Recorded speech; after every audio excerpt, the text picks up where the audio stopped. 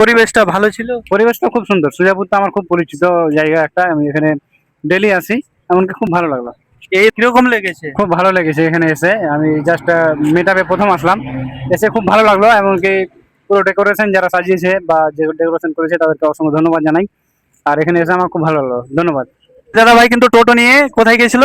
Malda two Murshidabad. Malda two Murshidabad, মানে এটা একদম হাজারদুয়ারি দেখতে না? হাজারদুয়ারি ভ্রমণ করতে। তো এখানে এসে কেমন লাগলো? এখানে এসে তো প্রথমত বলি খুব সুন্দর লেগেছে, এখানকার আয়োজনও খুব সুন্দর।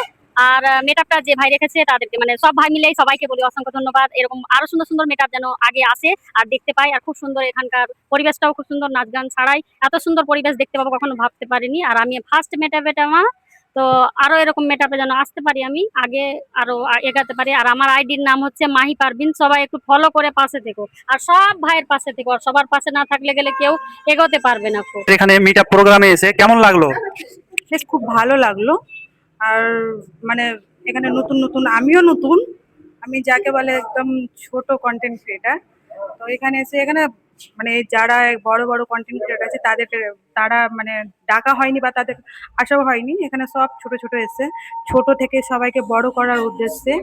তো বেশ খুব ভালো লাগলো, সবার সবার পরিচয় হলো, নতুন নতুন বন্ধু বান্ধব হলো, প্রচুর ভালো লাগলো।